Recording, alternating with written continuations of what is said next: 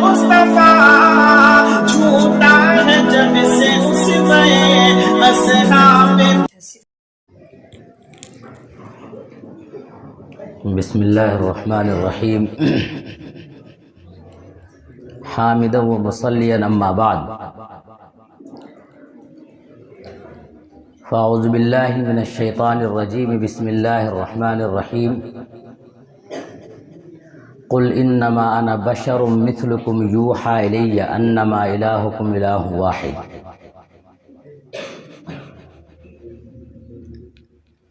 सदक़ल्लाहुल अज़ीम। हम्दो सना रब्बे ज़ुल जलाल के लिए और दरूद व सलाम आमिना के लाल के लिए। हम लोगों की यहाँ पर हाज़री मग़रिब के वक्त हुई, हज़रत की मजलिस में शिरकत हुई। जब इंसान का दिल बनता है तो उस पर बहुत सारे राज खुलते हैं और इंसान कीमती बन जाता है। इस मदरसे की तरक्की का जो भी सरमाया है, जो भी पूंजी है, वाकई वही चीज़ें हैं जिनका जिक्र भी यहाँ पर कई हजरात ने किया। कारी वलीउल्लाह साहब की तवाज़ो, उलमा के दरमियान इनकी महबूबियत, वालिदैन की दुआएं, साहब दिल बुजुर्ग हज़रत मौलाना महमूदुल हसन साहब गरौलवी दामत बरकातुहुम की ख़ास तवज्जो और मुफ्ती मुजाहिदुल इस्लाम साहब का ख़ास मशवरा और इसके साथ साथ असातिज़ा की बेहतरीन टीम, ये असल जो है इस इदारे की कामयाबी का राज है। इसके साथ साथ मेरा भी एक मदरसा है और जब मैंने उस मदरसे के क़याम की तारीख़ के सिलसिले में हज़रत मौलाना क़ासिम मुज़फ़्फ़रपुरी साहब से वक्त लिया तो आपने वक्त दिया, लेकिन ऐन वक्त पर एक ज़रूरी काम पड़ गया, दिल्ली जाना पड़ा उनको। हमने हज़रत से कहा कि इस तारीख़ को आगे कर देते हैं। हज़रत ने फरमाया नहीं, उस तारीख़ पे प्रोग्राम कर लो, मैं जब आऊँगा तो दोबारा तुम्हारे मदरसे में हाज़िर हो जाऊँगा। प्रोग्राम के 1 महीने बाद मुलाकात हुई और मैंने हज़रत से कहा कि हज़रत शहर के उलमाए किराम और दानिश्वरान दोनों हज़रात ने इदारे के बारे में बहुत अच्छा तासुर पेश फरमाया है। बड़े बड़े होते हैं। हज़रत मौलाना क़ासिम मुज़फ़्फ़रपुरी साहब ने सादे अल्फाज में एक बात कही, ये सब क्या देखते हो, काम करते रहो। अल्लाह जानता है उसके बाद से चाहे कोई तारीफ़ करे, चाहे कोई तौहीन करे, ज़र्रा बराबर उसका असर नहीं होता है। जो काम सही है वो काम करेंगे, उसमें आपकी तारीफ़ की भी ज़्यादा ज़रूरत नहीं है और आपकी तौहीन की भी कोई परवाह नहीं है। उसके बाद जब दूसरा प्रोग्राम हमने किया, उसमें उलमाए किराम के तासुर लिए, सारे लोग तारीफ़ कर रहे हैं, मौलाना आफ्ताब साहब का गुण गा रहे हैं। हमने एक तरकीब चली, उसके बाद किसी मौलाना को बगैर उन्वान के गुफ्तगू नहीं करने दिया। सारे मौलाना अपने उन्वान में ऐसा उलझे रहे कि तारीफ़ करने की फुर्सत ही नहीं मिली। कभी कभी तारीफ़ हमारे लिए बहुत ही नुकसानदेह साबित होता है और तारीफ़ हमारी हौसला अफजाई का ज़रिया भी होता है। इसका बैलेंस रहना चाहिए। मैं फिर मुबारकबाद पेश करता हूँ कारी वलीउल्लाह साहब को, वाकई इनकी बेइंतहा मेहनत है। सारे उलमाए किराम जानते हैं, एक होती है वक्ती तैयारी, जो थोड़ी देर में तैयारी करके उलमा के सामने प्रोग्राम दिखा दिया, उसमें, और बाज़ाब्ता बच्चे तैयार हैं, दोनों में बहुत फ़र्क होता है। और अल्हम्दुलिल्लाह आज की चाहे तकरीरें हों, चाहे नातें हों, इन सब में महसूस हुआ कि ये वक्ती तैयारी सिर्फ प्रोग्राम के लिए तैयार नहीं किया गया है, बल्कि अल्हम्दुलिल्लाह तलबा के अंदर ये क्वालिटी और ये सिफ़ात मौजूद है। कुरान की जहाँ तक बात है, कुरान के सिलसिले में मैं 2 बातें कहूँगा कि कुरान हमने सुना, बड़ी तवज्जो से कुरान पाक को सुना, लेकिन बहुत सारे ऐसे लोग भी यहाँ पर मौजूद हैं, वो गौर करें कि क्या हम कुरान को कुरान की तरह पढ़ते हैं। एक बच्चा जो रोटी को रोती कह देता है तो उसको आप चढ़ाते हैं कि ये तोतला बच्चा है। हम बाज़ाब्ता वलद्दालिन को वलज़ालिन कह देते हैं और हम तोतले नहीं हैं।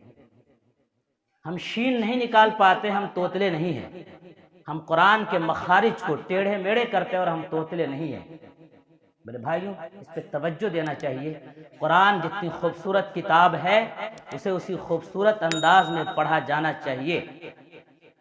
اور اگر آپ میں سے کسی سے بھی پوچھ لیا جائے پوری دنیا کی سب سے اچھی کتاب کا نام بتائیے تو آپ بتائیں گے قرآن مجید ہے، لیکن اپنے بچے کو اچھا بنانے کے لیے قرآن مجید کو پڑھنے اور پڑھانے کی ضرورت اگر محسوس نہیں کرتے ہیں تو اس کا مطلب یہ ہے کہ آپ کا دل کچھ اور کہہ رہا ہے اور آپ کا عمل کچھ اور کہہ رہا ہے۔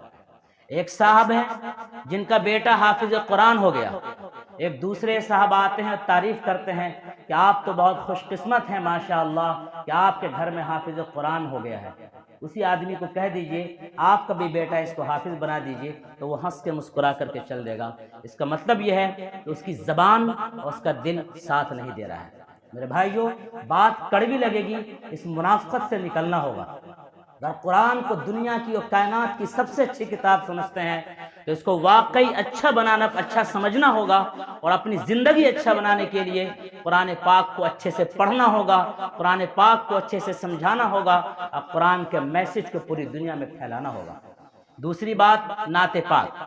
نعت پاک کے سلسلے میں میں برکتاً نعت پاک کا قائل ہوں، لیکن ہمارے یہاں نعت کے نام پر جو نظمیں ہوتی ہے اس پر تھوڑا سا علماء کو توجہ دینے کی ضرورت ہے۔ دوسری بات یہ ہے کہ ہر چیز کا سائیڈ ایفیکٹ ہوتا ہے۔ جب ہمارے یہاں نعتوں کا زیادہ رواج ہوتا ہے، اللہ معاف کرے ہمارے بچے گویے بن جاتے ہیں، اور یاد رکھیے جو گویہ بن جائے گا وہ ذہنی عیاشی میں مبتلا ہو جائے گا، پھر سنجیدہ کام میں اس کی کبھی طبیعت نہیں لگے گی۔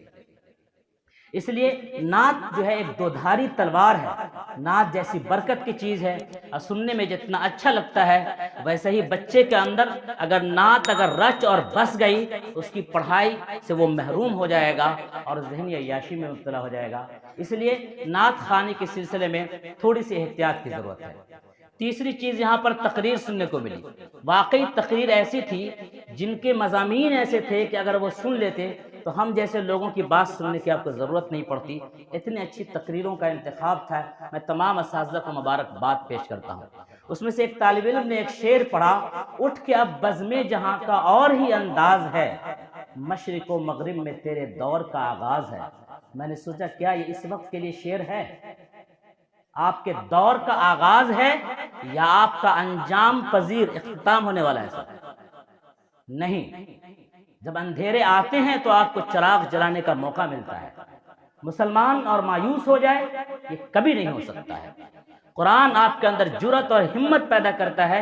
اسی لیے میں نے قرآن کی اس آیت کا انتخاب کیا جس کے اندر کہا گیا اے نبی آپ اعلان کیجئے، کائنات کے سب سے بہترین انسان آپ اعلان کر دیجئے، انما انا بشر مثلکم، میں تم جیسا انسان ہوں۔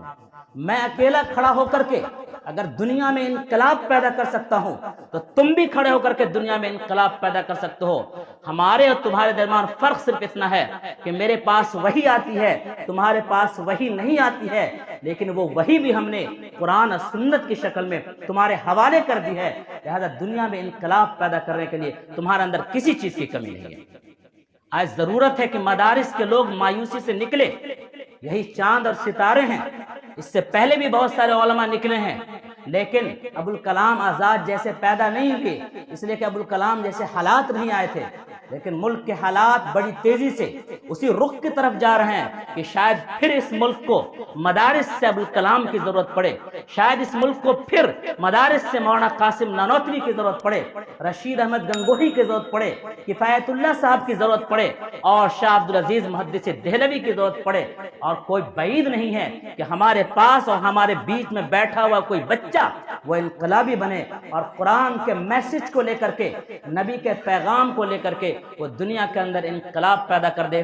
قرآن وہی انقلابی کتاب ہے۔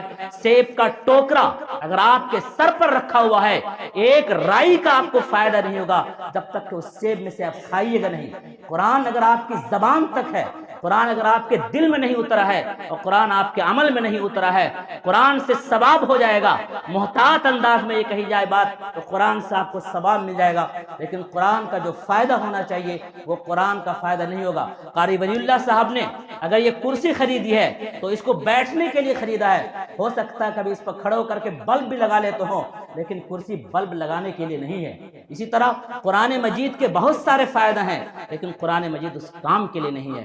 قرآن مجید جس کام کے لیے ہے، اس کام کے لیے اگر قرآن کا استعمال نہیں ہوگا، قرآن کے ساتھ ناانصافی ہوگی، قرآن کے ساتھ ناانصافی ہوگی، اللہ ناراض ہوگا، اللہ ناراض ہوگا، ہم کامیاب نہیں ہو سکتے ہیں۔